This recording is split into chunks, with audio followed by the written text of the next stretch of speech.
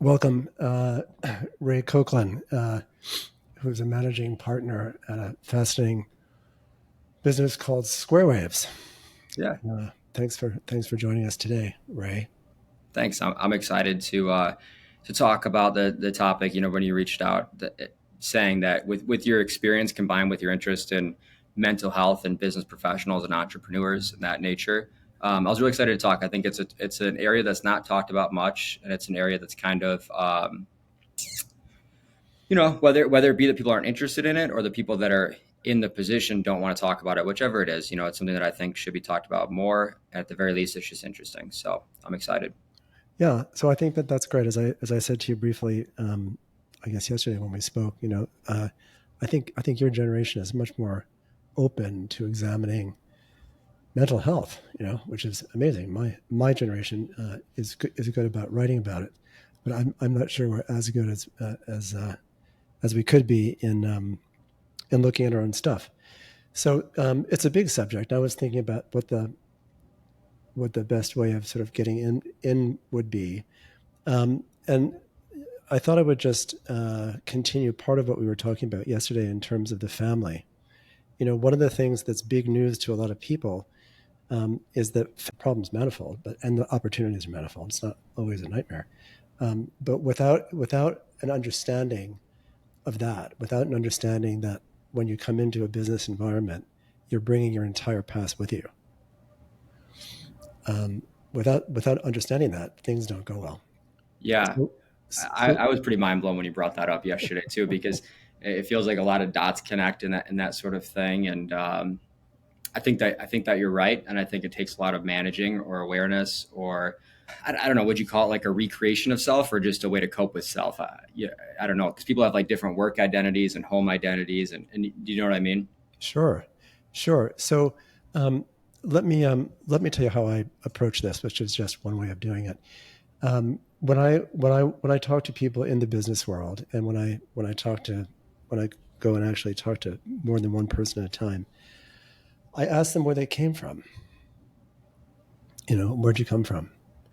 And one of the things that's almost always true is that there are many people in the room who never knew that about the other people. Did you come from a farm? Did you come from money? Did you come from Peru? Like where did you come from? Hmm. And I think again, in some ways, I mean, in many ways, the current state of affairs in this country and the world is just terrible. But in other ways, I think, just to keep repeating this, people like you are interested in knowing more about the people you work with, Hmm. not necessarily in an intrusive way, but because we're people and we spend most of our time at work. Right. So wouldn't it be good if we knew something about one another? Yeah, and I think that's awesome. And then in even like in a position like myself, um, it's something that maybe should be asked more often, like in interviews. But it's obviously that's an area that has to be navigated like carefully, because as someone interviewing like a prospective employee or whoever, there's things you can't ask, right? Because you want to like avoid any sort of bias or like legal implications or that kind of thing. So, have you thought at all about interview questions that could like work in that way to really understand someone? And that's like kind of the first piece. The second piece is, have you thought at all about answers that might be preferable, not preferable for like a work setting, or like how to navigate that as well? Because like it's not to say that I'm perfect or anyone's perfect, but there was a founder. I can't remember who it was, but I just heard this, and that he was big for having an awesome workforce. And one of his questions that he would ask in interviews was essentially trying to dig up who a person was in high school, because he had this like belief that who they were in high school is who they still are.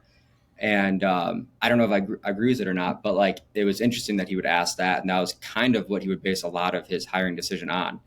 And so um, I'd like to hear your take on that, and then also just how that might relate to like interview questions in general to understand that. And then obviously there's like 20 more directions we can go with that, but that was the first thing that came to mind. Sure, of course, that's fascinating. Yeah, I think just even back up a step or two. I think maybe the first question, as a person running your show over there, what kind of environment do you want? I mean, Hmm. I think one of the things that I say over and over again to all kinds of people is one size does not fit all. It just doesn't.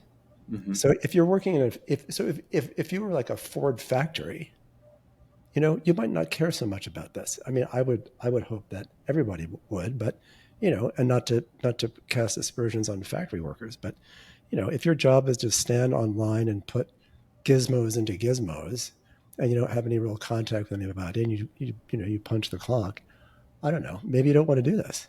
So I think the CEOs and the you know the C-suite people, I don't think they think enough about this. I think they're thinking more about this, but I think they need to think about it. Like, what kind of environment do you want? I mean, on the one hand, I mean, just for organizational sake, you know, there's a completely split off environment, and it happens everywhere. Medicine, law, factories. You know, people don't know people, and people don't care, and people don't. You know, that's that. On the other side, you know, everybody's merged, like Yeah. lots of California companies. You know, people are skateboarding and knowing each other's business and in each other's hair, and you know, that's not good either. So Hmm. I think interview questions are certainly good things to think about. I think it even more deeply. What kind of place do you want? And there's no right answer to that. I mean, there are all kinds of studies that show effects on bottom line, both within and outside of different organizations. But it's your call. It's you and your partner's call. You know, Hmm.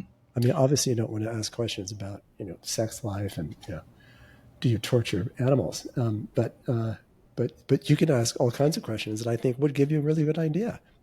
Hmm. I would start with things like, tell me how it was growing up. That's so awesome to hear that. Like almost be validated in that, because that's something that people, I think a lot of people naturally have that question in their mind when they're talking to someone new, but it feels like a question that shouldn't be asked, or maybe is like out of bounds, especially like in a business setting when you're interviewing a candidate and that sort of thing. You know what I mean?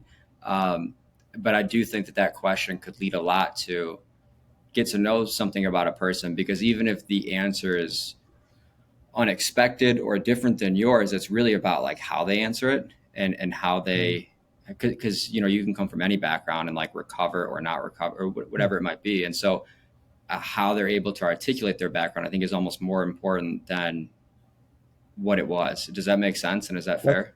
that's a super point. You know, whatever mental health means in my experience, it's definitely whatever it means. It has a lot to do with the capacity to look at yourself, Hmm. right? And there's some people who find that for all kinds of good reasons terribly difficult to do, and other people do it just fine. But that would be one of the yes. That's what I would glean too. I would say it's not just how they answer it, but um, sorry, it's not the content of what they say, but it's how they answer it. Absolutely, because Yeah. you know, because as a not to not to overstate this, but you know you are a surrogate family. There are mummies and daddies and brothers and rivalries and jealousies and acting out, and you know all that's going to happen, and there's nothing wrong with that. I mean, that's just being human. But if you have a sense of who one another is, it certainly goes much better. Yeah, you can start to understand those things. And how do you see people dealing with those things as they arise, being that myself, my partner, no one here is a mental health professional, so it's like it's delicate, and it's also something that you know you don't want to, you know, you hear a lot of people these days like just like assigning people, you know, these words, like whether they're manipulating, gaslighting, narcissists, like everyone's giving like false diagnosis without any sort of like experience or credibility to do so, and that kind of thing. So it's like when someone's acting a certain way, you think you understand why it might be because of this like family dynamic type of thing. And so, you know, you mentioned being aware of it's the first step, and then it's where do you go from there? Is it more of a question of do you just try to understand, does this fit the organization and what I want out of it? Or is there a way to like adjust this and act accordingly, that kind of thing? Right. Well, this is where I mean in this in this in consulting for businesses and talking to business people, there's a necessary merger of psychology and business, right? So from a business standpoint, business slash psychology standpoint, I would. I would make it a priority to be as clear as possible in terms of what you want, Hmm. and as concrete, literal, and unmystified as possible. The biggest source of interbusiness problems comes from that. It's not clear. How much money are you paying me? When am I going to get it? How do I advance? What's the vacation? What's the vacation rules and regulations? What time do you want me in the office? Every behavior that you can think of that is important to you as a business person needs to be communicated as clearly and as free of mysticism as possible. And that is exactly what I say to parents. Hmm. When you talk to your kids, don't mystify them. For every troubled kid, there's a mystified family. And it's funny you mentioned gaslighting, one of my favorite subjects. A really good article in the New Yorker this past week on gaslighting, really excellent. But gaslighting is a big problem. I have a colleague who says that being a parent is necessarily being a gaslighter, and I think he's onto something. I mean, let me just say a little bit about that because that's important. And that happens in business all the time. So on the most severe end of gaslighting, you have a really disturbed person. You have somebody who consciously wants to fuck with your sense of reality. They wake up in the morning and they go, "I'm going to get Ray. I'm going to make it. I'm going to convince him that his experience is not right." Now, those people, fortunately, they're not many of them, which is great. But that's a real Hmm. problem. And there's a great movie in 1944 called Gaslight, which you should see. It's a good movie. It's where the word comes from. On the So it's other not a new end, concept. what? So it's not a new concept. It's not a new concept, no. On the other side of it is, any conversation you're having with someone where you are trying to convince them out of their experience. That's gaslighting. Hmm. That's one of the. I just wrote a thing about this, and I talk about this all the time. The, people argue them. People try to argue themselves out of their experience. It's really something. You can't do that. It doesn't make any sense. You feel Right. what you feel. You can attribute your feelings in a very bizarre way, and if you do it really bizarrely, you're pretty nutty. I think I'm happy because the broccoli's green doesn't really make a lot of sense. Right. But being happy, I am happy, right? So I think all of that tends to dovetail in situations where um, the rules and regulations aren't clear, the expectations aren't clear. It's all a big mess. And then before you know it, someone's really pissed off at you because they thought you said X and you didn't really say X, but you also weren't really clear about what you said. Yeah. Right. For sure. Just yeah. Yeah. So that's very similar to a family, right? Brothers and sisters and mummies and daddies, Hmm. But that whole notion, I mean, lovers do it, friends do it, everybody does it. We argue, out, we try to argue each other out of our experience. And mostly, I'd say always, it's because we're feeling uncomfortable about the expression of affect, right? You're really upset about something. And instead of saying, "Ray, Jesus, what's going on? That sounds awful," I say, "You're not feeling that way because it's making me uncomfortable." I see. So you're just trying to dodge it by not only dodging it yourself, but trying to get them to dodge it too, just to make it go away, basically. Yeah, basically. Yeah. No, that makes a lot of sense. It's so funny how much I agree. I heard this. I think it's Patrick Bet David talks about this, and it's just understanding, or I could be wrong, but one of these business type influencers, he talks about one of the key things with having employees, and they don't talk about this when everyone's like glorifying entrepreneurship and starting a company. There's different types of entrepreneurship, but in like the very corporate sense of it, and having employees in an organization, it's something that is really glorified. And one of the things that I've learned from those books and everything is that it's important to understand like love languages of employees, because Hmm. they all want to be praise in different ways, right? Some people need to hear every day, like, you're killing it.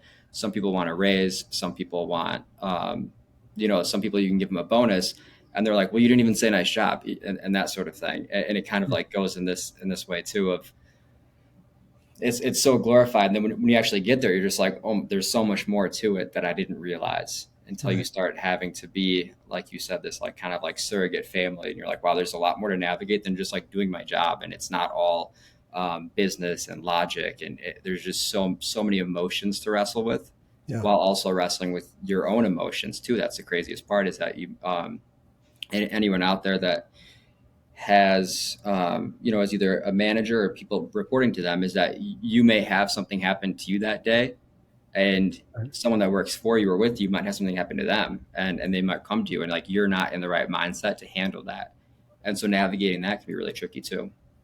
Really tricky. So if we were to wonder what are the variables that are necessary for a good enough regular interaction, I would say being a person. You know, Hmm. to the degree that I'm going to repeat myself, to the degree that that what you're requiring is clear,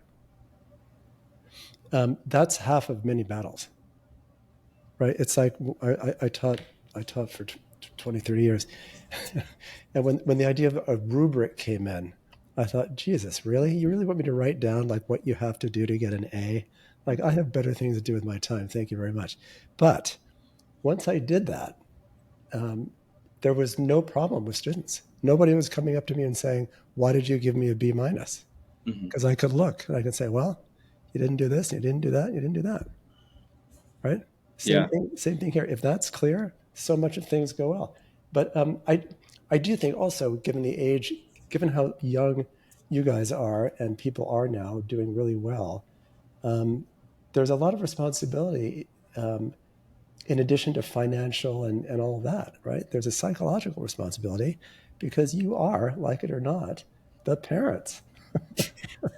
And after we talked, actually, I went and told my partner, like my business partner here, I was like, I just heard this thing that's um, just so interesting how it kind of comes full circle. Like that, it does feel true sometimes.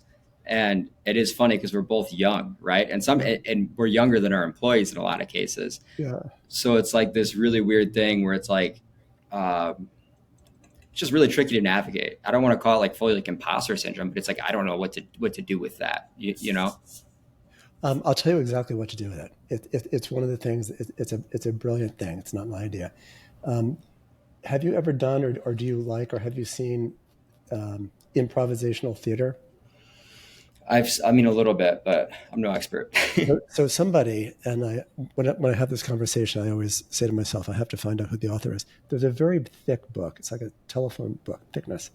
It's the improvisational Bible, and it basically has one idea, and the one idea is always say yes.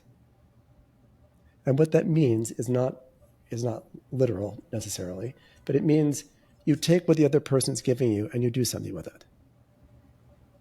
Somebody says, you know, you're a son of a bitch, you look like a toad. And you say, yeah, well, toads are fun. I like toads.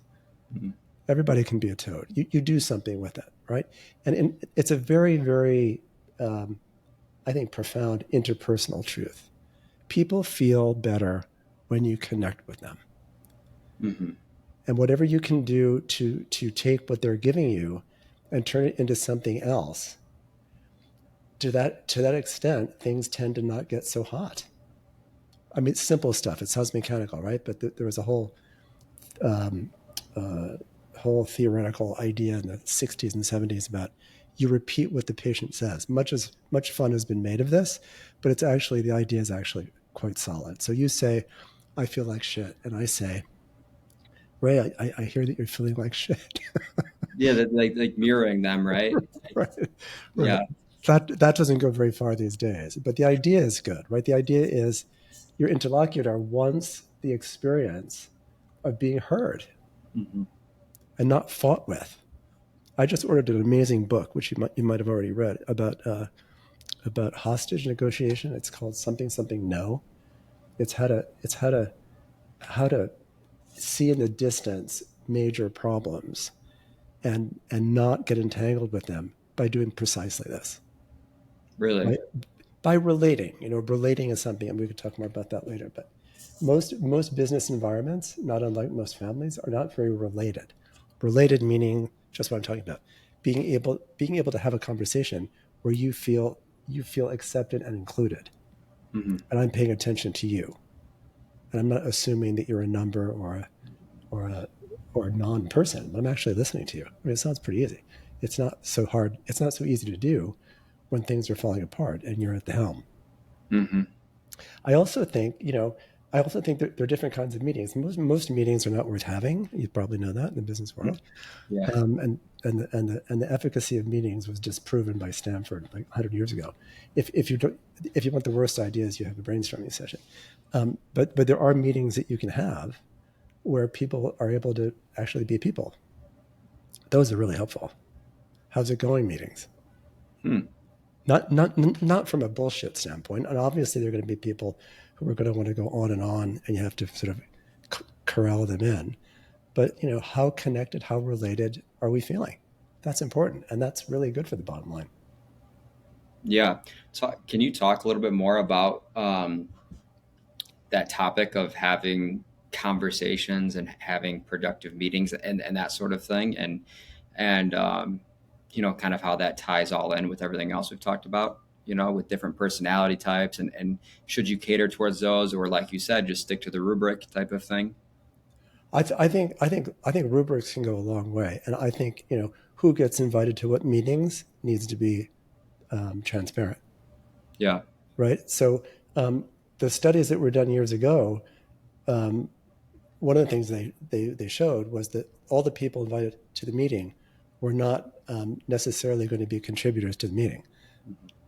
and Yeah. that's and for various reasons, not because they're stupid, but because it's just not their thing, right? Right. Like if you called me into a meeting about technology, I wouldn't be able to contribute much, right? So you don't want to do that. You want to be transparent. The best way to get good ideas is to ask the five smartest people, or the five people who know the most about topic X, to go into their offices, think about it over the weekend, and come up with three ideas, Hmm. and Yeah, I then agree with that and then 100%.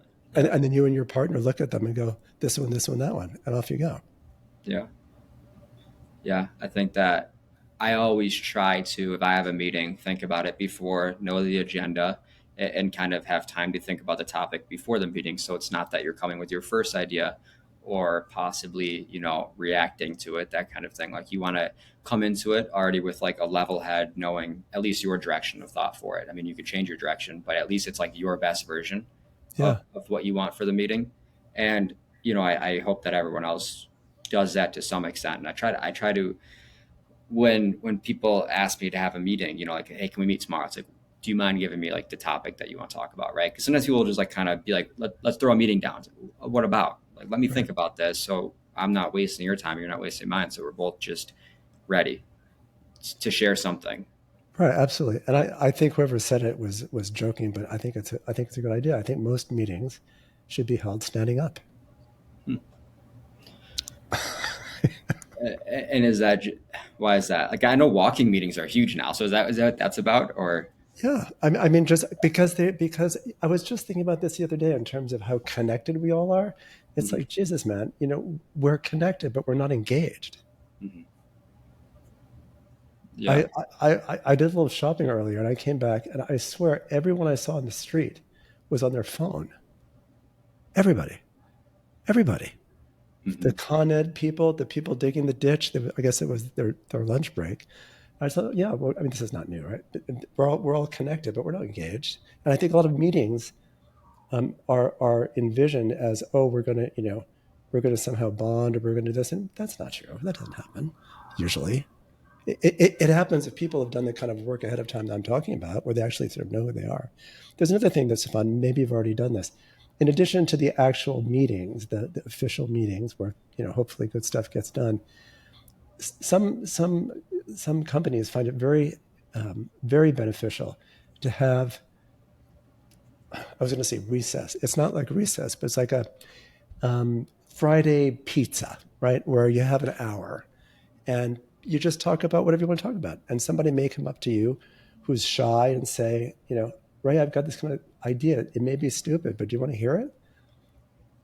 And, Because and it creates like a more casual environment that doesn't put people on the yeah, spot, right? yeah, Yeah, it makes a lot of sense. We try to do stuff like that too, and it's like it's a tricky one to find the balance of what's enough, what's too much, that kind of thing as well, and so do you work with a lot of organizations as well? I know you have like a lot of areas of practice, and that. yeah. I haven't done.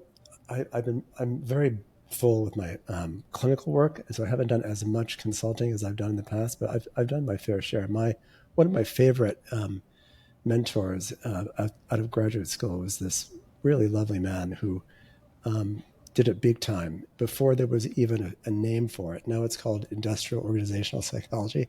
And I said to him, when he was telling me about something, I said, "Oh, you're an industrial." And he goes, "What's that?" He didn't even. I mean, but people, yeah. I mean, it's a lot of this stuff is complicated. I think, I think you're onto it though. I think it's clear to me that you want an environment that you want to work in, right? That you want to Yeah, live in, not just work in. And so, hope. I mean, I think the worst thing you can hear in the elevator is "Thank God it's Friday." right. I mean, I was working for Time Incorporated before I went to PhD school, and I just thought, what is going on here? Thank God it's Friday. How about I'm really looking forward to the weekend, and I love my job. Yeah, yeah. You don't want an environment where everyone is dreading being there and that sort of thing. And that's and what's so odd about that is, my partner and I were in the position where we get to like pick our coworkers, we get to pick what our days look like, and it still isn't that simple. Mhm. Which is so odd. You would think, and when we talk to other people that are like outsiders of it, they're like, "Oh, just make quick decisions and like do what you." It's like, but it's not that simple still, because now there's layers on top of that, right? Of like financial implications and all those different things, right? It becomes a really big game of balance Yeah, that people wouldn't really expect, because they think like, oh, you can pick your coworkers, that's awesome. And it's like, no, because now you kind of work for everyone else as well. It's not like you just started your own thing and you know yeah. No, I think I'm glad you mentioned that. So when we think of balance, we tend to think that one size fits all. mhm. I think organizations that can afford this in various ways, recognize that one person's balance is another person's chaos. Right? It's the idea that it's mutual but not symmetrical. Right? That people you're necessarily impacting one another, but you're not impacting one another in the same way across all these people.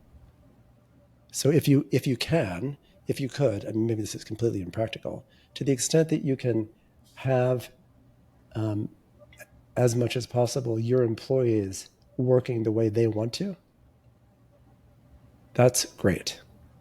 So do you want them in the office or out of the office? Do you want them doing this, doing that? As long as you get the results that you want, how flexible can you be in giving them relatively greater areas of freedom? Because then it's not about it's so often the case that people who work for people at a certain point think that those people are controlling them, even though they voluntarily gone and worked for them, right? Right, it's like we're all at will here, and that's what's interesting, is that even the boss can feel that way, that they're being controlled in some regard, because it's not easy to be the one to also pull the trigger per se, right? Right. In either way, so it's like you also could feel just as controlled, and people like I think don't recognize that kind of, that it goes both ways. Right. Yeah. So in an interesting and paradoxical way, you want your employees to feel that they don't work for you. You Hmm. want your employees to feel that they work for themselves. That's really, I mean, that's really insightful. I think that's awesome. How do you think? Have you ever seen that been done in a good way?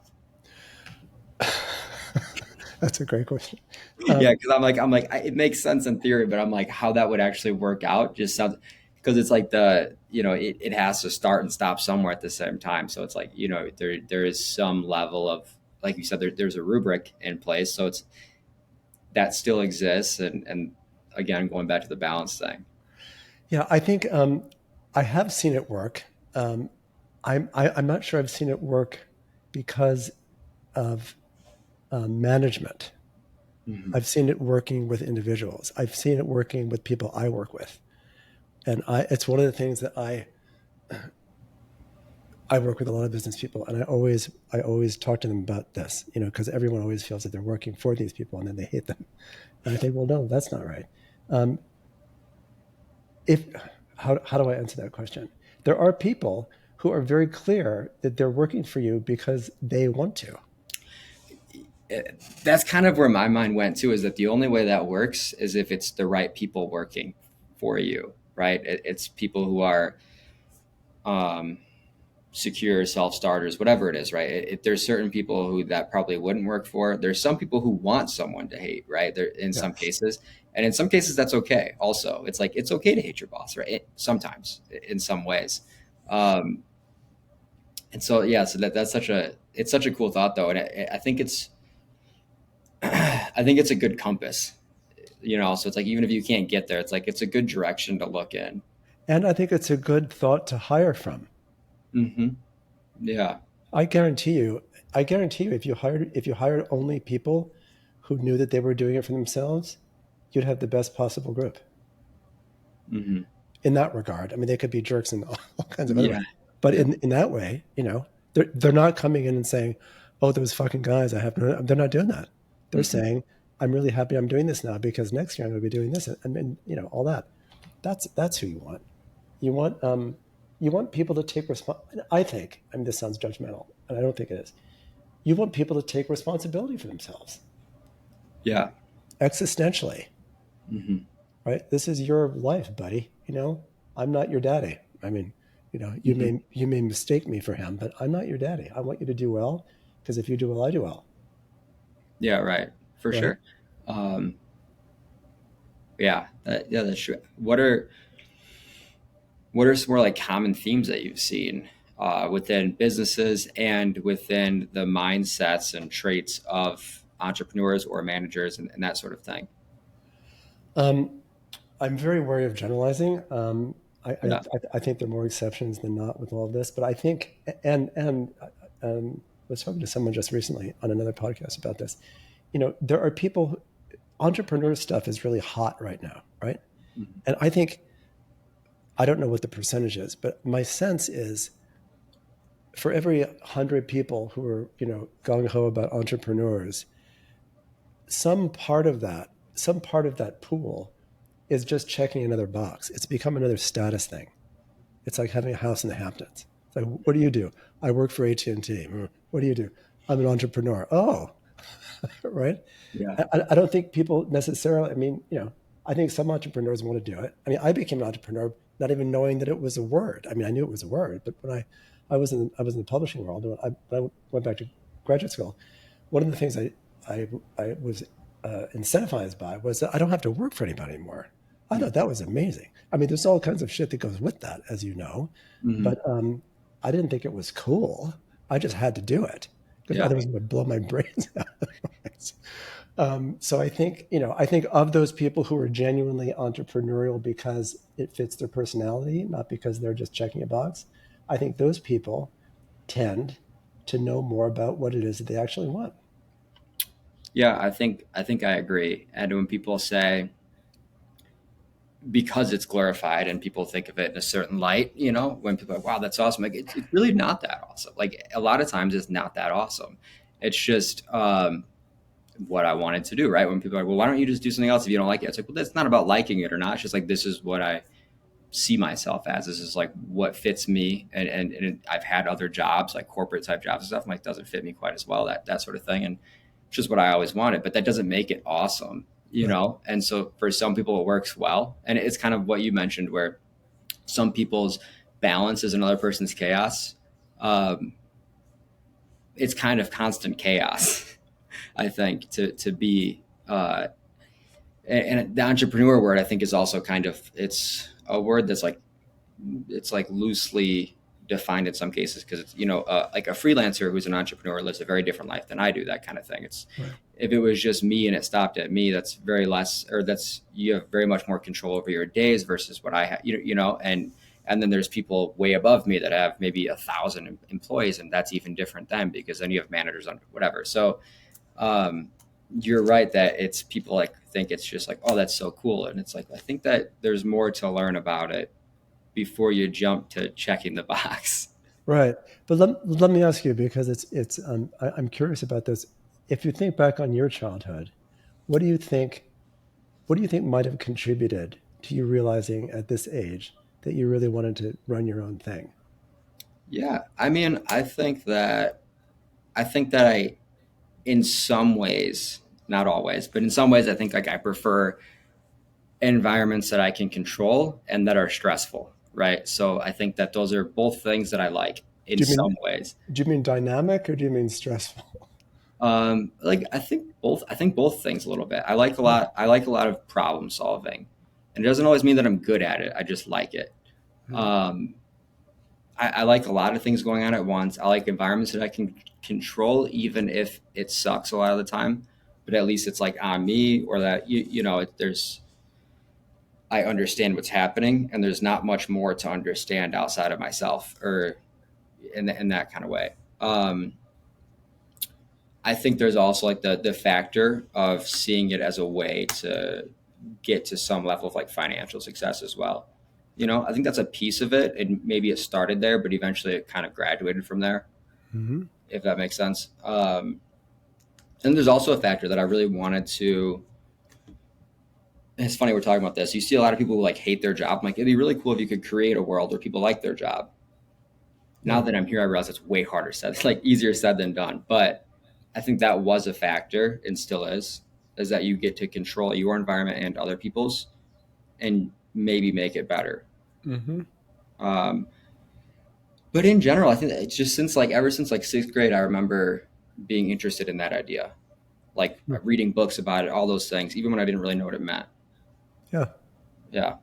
Yeah. No, I think it's I think more and more people are obviously wanting to do this, and I think from a psychological standpoint, I think it confronts us with some very serious. I don't mean bad, but serious issues, especially existential ones. Like when you're not, and I'm not saying this to glorify you or me, but when you are working for yourself, I mean, you're taking care of yourself at a different level. Yeah. It's something that I think people don't realize just how emotionally stressful it can be to be someone that is not only responsible for every factor of their own lives, but in a lot of ways responsible for other people's lives too. And your bad decision affects a lot of people. Yeah, Your emotional state affects a lot of people.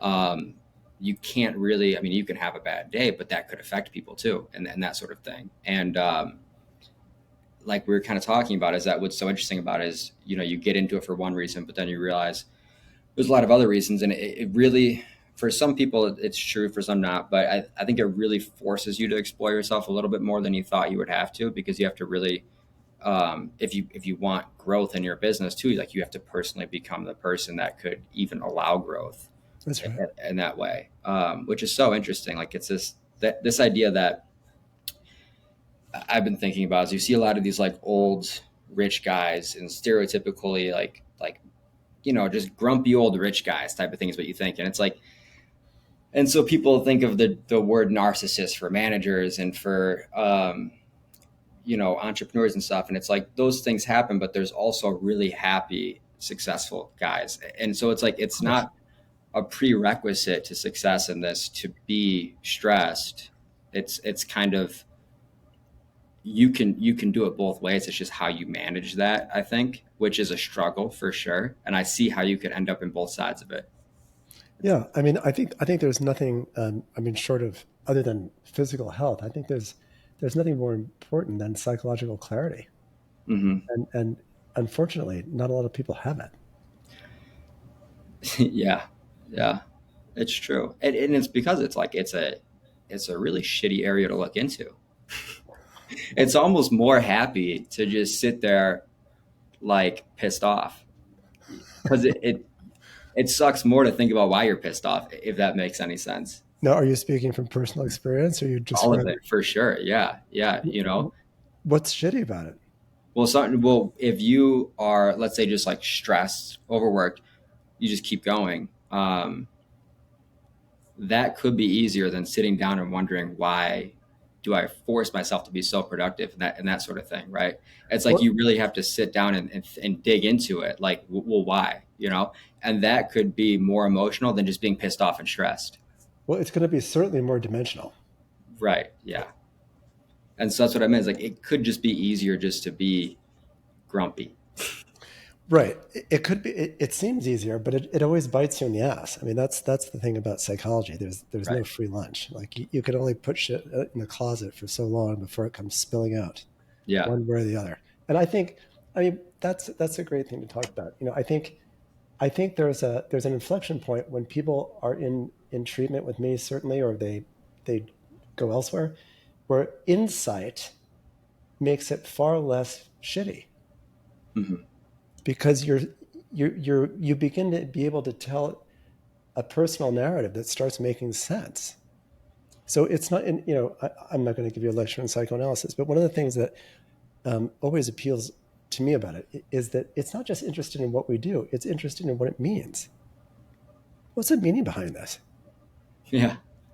What's Yeah. going on there? There's no right answer. Yeah. And how do you deal with that? Right. Like, so there is no right answer. So you just pick a story and tell it to yourself type of thing. Right. No, not every story will do, but it's you know, it's why do we think of when we say um, when we speak of good literature, great literature, why is it great? Well, one of the reasons it's great is that it's nuanced, it's contradictory, and it's difficult to understand. Hmm. It's not a slam dunk. It's not, oh yeah, I get that. It's, you know, you read Othello and you think, Jesus, man, that guy was a conflicted dude. Like, what's going on there? And I think the culture, I mean, not to get into narcissism, which is one of my favorite subjects, but I do think that it's very painful. The technical term is it's a narcissistic injury we have. We always have them. When we look at ourselves and we feel shame and we feel humiliated and all of that, as if it's something abnormal. So I look at my stuff and I go, oh, I can't believe it. I say, well, wait a minute. Why can't you believe that? You're just a person. I mean, you really fucked that up, but you know, everybody fucks up stuff, right? So why is Yeah. that so bad for you? Are you not supposed to fuck things up? I have a great example. Recently, I had a guy, lovely guy, I've been seeing for years, who overeats and overdrinks, right? So he comes in and he's just overeaten and overdrank, and he's all you know, hating himself and this and that and this and that. And I said, I'm just going to stop you, Bill. His name's not Bill. I said, I think it's amazing that you're doing this, that you're overeating and then undereating and all that. I think that's great. And he looked at me like I was nuts. I said, why is that great? I said, because you're in a struggle. You're struggling with something. This is a proxy fight. This isn't Hmm. about alcohol and food, but it's a tension. With no conflict, there's no growth. When people come in, and this doesn't happen often, but when they want to see me, they come in and I say, what's going on? They say, well, I had a perfect childhood. I love my mother. Everything's great. I've got a great girlfriend. I said, what are you doing here? And they say, what do you mean? Well, I said, why are you here? What are we going to be talking about? And if there's no conflict, there's nothing to do. Yeah. It's like, go play tennis. You know? I need, I need you to come in and say, I really want to eat the cake, but I don't want to eat the cake. It's like, no, I got something to do. Hmm. Yeah, I agree. And that's something I was talking recently to someone about, which is that it's people who are happy, like they're happy despite something, are far more interesting than people who are happy because they have every reason to be happy, even if those people are happy more often, if that makes sense. It's just, there's something more interesting about like the hero's journey kind of thing than someone who's just like blissful. Right. I mean, I was right, right. I personally am skeptical of um, single state striving. I really want to be happy, or I really want to be rich, or I really want to be single state striving um, I like that term. is is is problematic because the human being is never in a single state. Hmm. The human being is in multiple states at the same time. And so the whole thing of happiness is a wonderful article written many years ago by a theologian psychoanalyst called "Happiness is for Pigs," which is just I love that because that's true. Because you know happiness is for pigs. Pigs really like it, but human Yeah. beings only know about happiness when they have strife, right? They only have it's this and that and this and that and this and that. Anyway, I didn't mean to go on about that, but single states are not what we. I not for striving for single states. I don't think is to our advantage. And so because you're right. I think, I mean, I totally agree. You know, you kind of just experience emotions as they come and that sort of thing. But usually, yeah, emotions, and if I'm understanding correctly, that you're saying like emotions don't come individually. You know, you might feel stress and also joyful, Right. right? And so, is the suggestion that you try to go in directions of like how do you combine these different states to be preferable? I guess Well, is I think you kind of did it again. It's like, why should it be preferable? I think you want to just, listen to the music. hmm.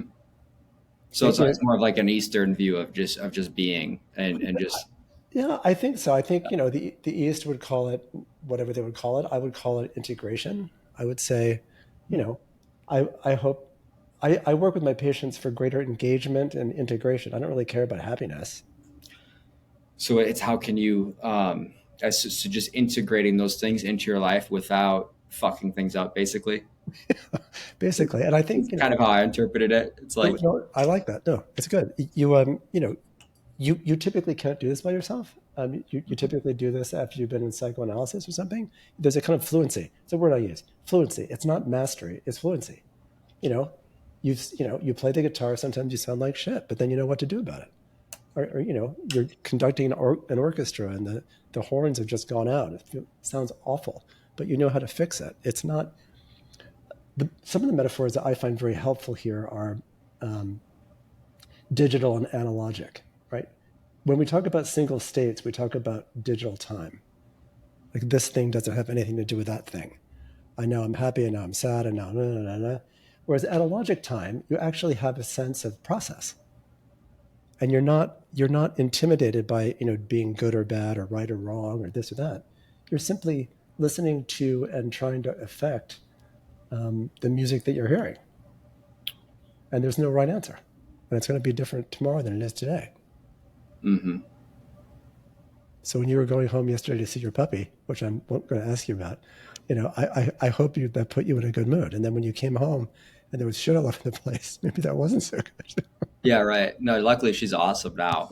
In the beginning though, yeah, she was way more difficult. But that makes sense. I think so. Like where my mind goes with that is that so you mentioned, you know, the integration of those things, right? So let's say you have feelings that I'm still going to stick with the word like preferable or like not, but whatever. So you have feelings that instead of using those words, I'll say you don't want to express outward what you're feeling inward in that moment type of thing, right? If you're feeling a certain way, whether or not that's how you want to be feeling, there is a way that you probably want to portray yourself, I think. Mm-hmm. Um, and so that would maybe be the integration piece of not. Does that make sense? Yeah, that's integrated. That's also being an adult. Yeah, When right. I'm having a stomach ache and I feel like yelling at people, I probably shouldn't do that. Yeah, yeah. I don't know that you're getting any big points for that, but that's integration certainly. I think integration is also um, predicated on being more than less available, like more or less available to your feelings, more or less available to opportunities. I think Mhm. when people are stressed and when they have when they have psychological difficulties, their potential world shrinks, and so they simply don't they're not aware of, well, put it the other way, they're not available to as much as they are otherwise. When someone's in a firefight, they don't have curiosity, and they're not available to a lot of things because they think they're going to get killed, right? Yeah. I heard that on. I was listening to a podcast recently, and it was the Modern Wisdom one. It was Andrew Huberman was on it, and he was talking about when people have you know, an emotional response to something that's like based in like fear or whatever. That you know they go into like this like fight or flight type of mode, and Right. through that adrenaline, their pupils actually dilate. And what I didn't know about that is that when your pupils dilate, your field of vision actually gets smaller and more narrowly focused, Right. and your mind also gets smaller and more narrowly focused. Yeah. So that's why when you're freaking out, you can only think about what you're mad about. So even if it would seem so logical after the fact, like why couldn't I get out of that mindset? It's like it's because your body's adapted to be narrowly focused on nothing, and you can't talk yourself out of it. Yeah. So you know, what does someone do with something like that? Like, in those moments that everyone has faced before. Yeah, I think the answer to a lot of these questions is you. I think the answer to a lot of these questions is if you're interested in understanding who you are psychologically, you get into therapy, Yeah, right. and it's not. I mean, I think it's helpful to think about different things and sort of do spot checks, but that's not really going to go the distance. Hmm. I think in the same way that you go to school, the same way that you go to the gym, you if you're interested, one's interested in this stuff, and if the goal is to be not a better you, that sounds so creepy. If the goal is to have more fun and to be more available and to get more out of this life, then you should know more about who you are. Hmm. In the Yeah, way you, I think better use an okay term too. I mean, you said it sounds creepy, but it's true. Like everyone has this like, if you were to ask someone to create an ideal version, like an ideal avatar of themselves, I'm sure everyone could have an answer, right. right? Well, I hope so. and it probably wouldn't be the one I would create, because the one I would create would be, would have a good amount of conflict and a good amount of setbacks and a good amount of this and a good amount of that, Hmm. good amount of challenges, doing newer things, like the. I think that's another thing, right? The ruts we get into. I mean, there's something there's paradox everywhere in the desire to be healthier and to have a better life. We often do it in a very superficial way, because that's how we work, right? We want to check the boxes. Yeah, like you're going for a walk because you read that walking could make you more productive. You're not doing it because you want to enjoy a walk, that kind of thing. So exactly, Yeah, exactly, yeah.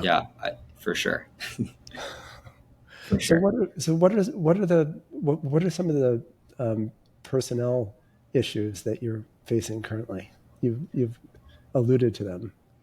I think that I wouldn't put a pin in anyone, especially here. I think that it's just like general. I think it's just generally people are people, and that is sometimes great and sometimes challenging. And a lot of the times I think it comes back to me. It's like how I always try to frame it. It's like, well, what am I going to do with that? Because as long as it's not over the top, atrocious behavior, it's like it's really just about like how we react to it internally and what do we do about it. Um, I think. Sorry to interrupt you. I think a really good question to ask is, what's your contribution to it? yeah, yeah, that's why I got to try to think like, what are we gonna? Um, I mean, and what is the right answer there? It's like you can. I think here's I think the goal is for us right now is to put core values in place. This is what we expect, and then to at the very least not enable things that we don't want. Yeah. That's like kind of been like a new thought for me is like at the very least just don't enable it, because everyone has a desire to be liked, including if you're listening, including your boss and everyone else. Everyone wants to be liked, so you have to figure out what are your boundaries, where the lines are going to draw, and not enable people just to avoid conflict or to avoid a hard conversation. Right. I think what's also true, which circles back to what you were saying a while ago, is that it's difficult to contend with the fact that if there's a tension with another human, you have a part in it Yeah. without even knowing you did. Hmm. Yeah. Right. And it may not seem reasonable or logical, but that's one of the things that I talk about all the time. Someone's really pissed off with you because I'm pissed off with you because you know you didn't say good morning to me or whatever it is. It's like, okay, we don't think that's it, but that person saw something in you and interpreted you in a way that made them think that. And it's not about guilt and blame at all. It's about impact. Like Hmm. we don't. That's where that phrase comes from. Right? We have mutual impact, but asymmetrical results. Right? We necessarily affect one another, but in different ways. And that's hopefully what any conversation with an employee or a lover or a wife or a spouse. Hopefully, that's what that conversation is. It's like, I didn't realize what I was doing, or I don't really understand what you're saying, but tell me about it. Hmm. I That's like I like how you frame that. It's not about like I think you said blame or guilt or shame, that kind of thing. It's just about impact. yeah, So like it doesn't really matter. It's just how it impacted, Yeah, whoever was involved. That's I yeah, like that. yeah. I, Yeah, I felt like shit when you didn't thank me for the lunch. yeah, yeah. And it's like that's it's just how did that impact you? Not I can't believe you would blame me for that kind of Right. thing. Huh? It's awesome. That's really Yeah, awesome. good stuff. I'm really impressed that you and your group are interested in doing this kind of thing. It's Yeah, I mean, I think that like, I think my generation's more interested in general. I think it's maybe because it's also more accessible now, that you could hop on to any podcast and listen to people talk about it too. Um, you can just learn about stuff if you want to at yeah, any point. I don't know how widespread that is, but I think it's awesome. I think that I think everyone's hopefully just trying to be better versions of themselves, as we said. So this is one of those pieces of the puzzle. yeah. And part of the result is that we can have more fun. Hmm. Just gonna have a better time of it. Oh, Yeah. that's another thing I wanted to say, and then I'll let you go. Play is a really important thing, and if you ask me what I think the best state it is to be in many ways, it's play. So play, we can define play as any situation where we both know and don't, where we both believe and don't believe what we're doing, like cowboys and Indians. We do believe and we don't believe that we're cowboys and Indians. If you're having an intellectual conversation with someone that's playful, you're not you're not interested in winning. You're interested in playing. So you talk about Kant and I talk about Marx and we talk about baseball. We talk about we talk about whatever it is. We're having a great time because there's some exchange that's really playful, Hmm. and it's not about anything. I mean, it's like Seinfeld. Right? It's not about anything. It's not about making a point or promoting a thing or getting over or who's on top. It's not about that. It's about just playing. And if you can do that at least part of the time with your employees, and this is why they may not know this, but this is why Google and everybody else has these basketball courts and all the rest of it. They're playing together, and playing together uh, typically means that you're feeling secure. I mean, of course, play can turn into awful competition and blah blah blah blah. But anyway, I like to think that most of how I practice is playful. I love that. I think that's cool. It takes the pressure out of it, right? Yeah. In a certain way. Okay. Well, thank you. Thank Yeah. you for joining me on my maiden voyage here. It's been really great to talk to you.